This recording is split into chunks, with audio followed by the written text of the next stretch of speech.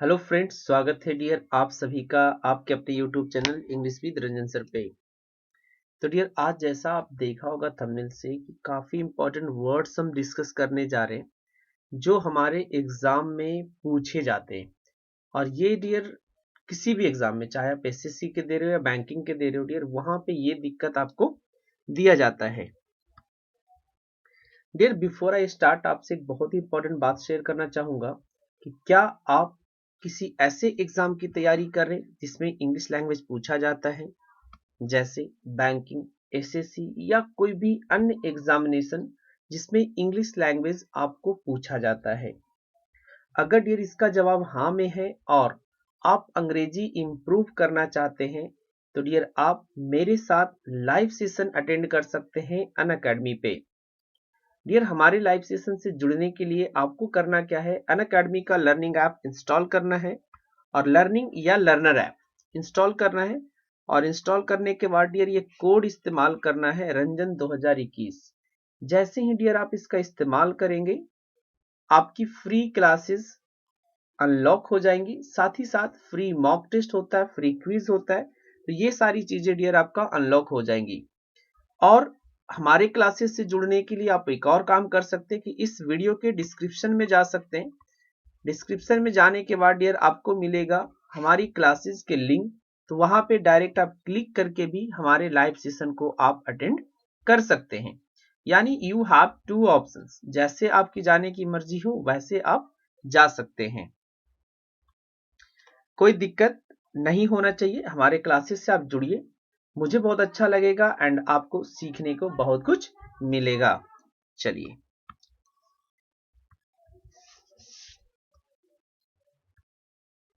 फिर ये मेरा सोशल मीडिया प्लेटफॉर्म है। अगर आप हमारे सोशल मीडिया प्लेटफॉर्म से जुड़ना चाहते हो तो आप सर्च कर सकते हो फेसबुक, ट्विटर, टेलीग्राम, इंस्टाग्राम, इन सभी जगह पे मेरा अकाउंट है डियर, तो आप जुड़ सकते हैं। तो सबसे पहले हम बात करेंगे डियर इन फ्रंट ऑफ और इन दी फ्रंट ऑफ। ये एक प्रेपोजिशनल फ्रेज है और इसको हम आज सीखेंगे कि दोनों के बीच में क्या डिफरेंसेज है, दोनों का यूज हम कैसे करते हैं। डियर अगर हम बात करें इन फ्रंट ऑफ, तो इन फ्रंट ऑफ का मतलब होता है अहेड। अहेड का मतलब आगे। जनरली हम इन फ्रंट ऑफ का यूज नॉन लिविंग थिंग के साथ करते हैं। जैसे मैं लिखूं there is a there is a there is a temple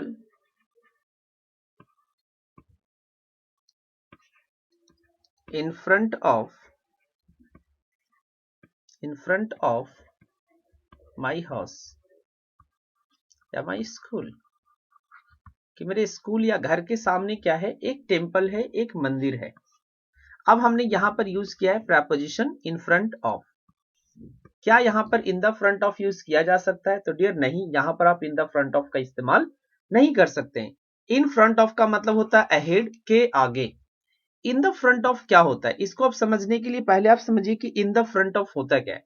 देखिए डियर अगर हम बात करें कुछ इस तरीके का एरिया, अगर मान लेते हैं, हम ले लेते हैं, जैसे हम अगर स्कूल की बात करें, अगर हम स्कूल की बात कर रहे हो, ठीक है, स्कूल में जाना है या आप रेस्टोरेंट वगैरह जाते हैं, होटल वगैरह जाते हैं, ठीक है, तो वहां पर क्या होता है कि वो एरिया ना बटा होता है। ठीक है, वो एरिया क्या होता है, बटा होता है कुछ इस तरीके से।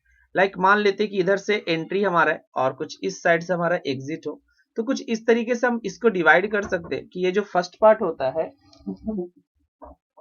फर्स्ट पार्ट हमारा होता है, ये हमारा, जैसे मिडल वाले की बात करें, अगर पहले हम मिडल वाले को समझें कि मिडल में क्या होगा, तो हम इसको कर सकते हैं इन द मिडल ऑफ। क्या कर सकते हैं हम इसको, इन द मिडल ऑफ। ठीक है, इन द मिडल ऑफ, और इसको हम लास्ट में करेंगे। ठीक है, इन द मिडल ऑफ समथिंग हो गया। अब ये कौन सा पार्ट कहलाएगा, तो जैसे deer in the middle of हो गया, उसी तरीके से ये फर्स्ट वाले पार्ट को हम कह सकते हैं इन द फ्रंट ऑफ। क्या कह सकते हैं हम, इन द फ्रंट ऑफ। यानी सॉरी, यानी जो सबसे आगे का पार्ट है उसको बताने के लिए हम, एक तरीके से आप ये कह सकते हैं कि एक पोजीशन को बताने के लिए इन द फ्रंट ऑफ किसका यूज कहां करेंगे, पोजीशन को बताने के लिए हम यूज करेंगे इन द फ्रंट ऑफ। जनरली इसका मतलब होगा आगे की एरिया में या आगे के जगह में, उसको हम करेंगे इन द फ्रंट ऑफ। जैसे मान लेते हैं हमारा घर है, अब हमारा घर कुछ इस तरीके से है, मान लेते हैं सबसे आगे में मेरा कमरा है, फिर मेरे बड़े भाई साहब का है। रेलवे क्वार्टर में मैं रहा हूं डियर, तो रेलवे क्वार्टर में कुछ इसी तरह के कमरे भी हुआ करते थे एक लाइन में, कुछ इस तरीके से। अब किसी ने हमसे पूछा कि घर में कहां पर है तेरा जगह, तो हम कह सकते हैं कि in the front of. In the front of का मतलब कि जिधर से एंट्री है उसी में सबसे आगे, तो हम वहां पर यूज करते हैं इन दी फ्रंट ऑफ।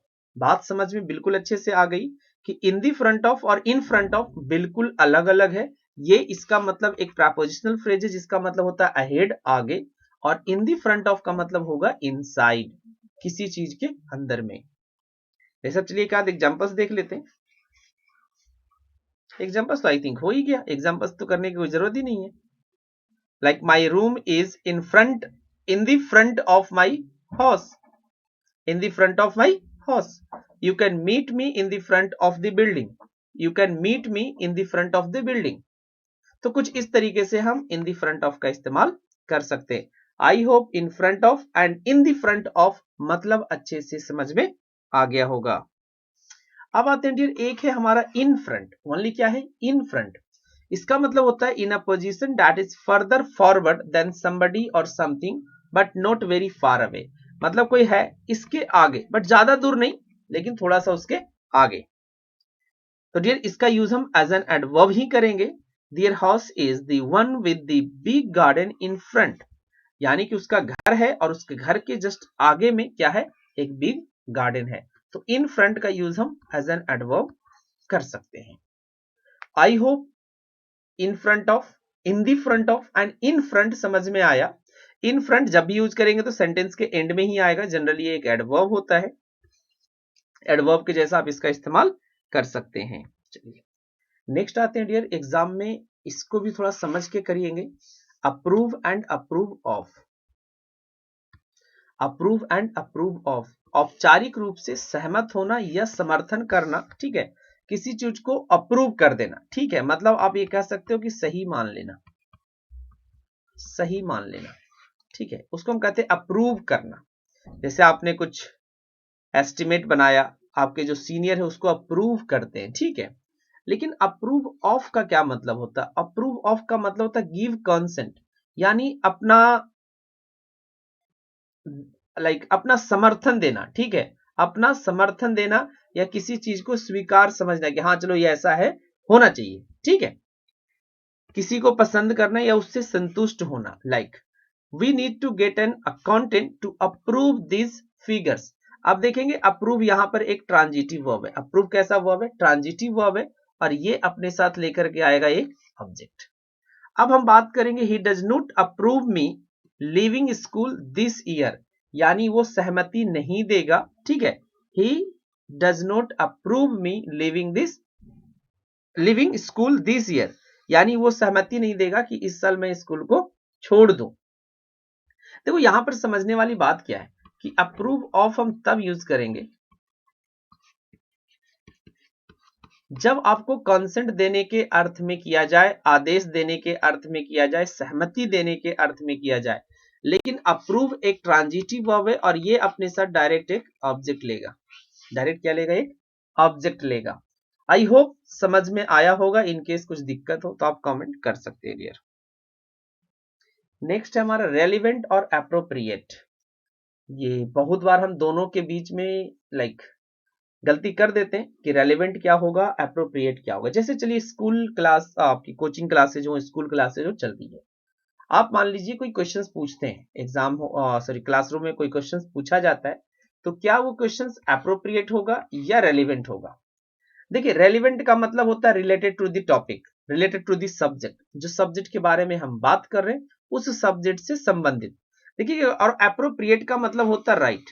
एप्रोप्रिएट का मतलब क्या होता है? उचित हो सकता है, राइट हो सकता है, करेक्ट हो सकता है।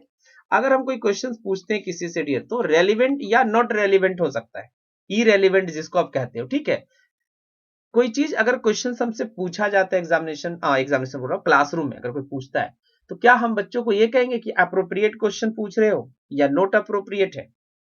मान लीजिए बच्चे ने कोई क्वेश्चन पूछ दिया तो आप उसको क्या कहेंगे कि देखो ये अप्रोप्रिएट क्वेश्चन नहीं है, तो ऐसा हम डियर नहीं कह सकते। उसके जगह पे हमें यूज करना पड़ेगा रेलिवेंट क्वेश्चन। रेलिवेंट का मतलब हो जाएगा कि टू द पॉइंट, ठीक है, to the subject, according to the subject, on the subject, जो सब्जेक्ट दिया हुआ है उस पे पूछना रेलिवेंट कहलाएगा। और एप्रोप्रिएट का मतलब that is not correct, that is not right.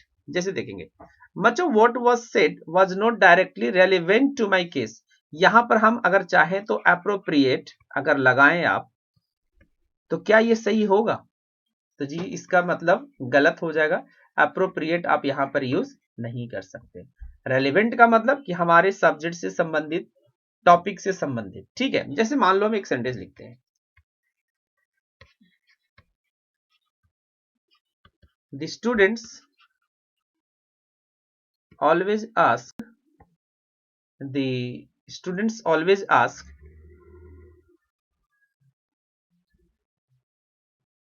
appropriate question। ये सेंटेंस गलत हो जाएगा। अप्रोप्रिएट हम नहीं लिखेंगे, हमें लिखना पड़ेगा रेलिवेंट क्वेश्चन। बच्चे क्या पूछते हैं? रेलिवेंट क्वेश्चन पूछते हैं, हमें ज्यादा परेशानी नहीं होती है। I don't feel any difficulties while taking the class because the students always ask relevant question. मतलब हमारे सब्जेक्ट से संबंधित क्वेश्चन पूछता है जो मैं पढ़ा रहा हूं। मैं इंग्लिश पढ़ाता हूं, इंग्लिश से संबंधित पूछता है, साइंस नहीं घुसेड़ देता बीच में, मैथमेटिक्स नहीं घुसेड़ देता है, ठीक है।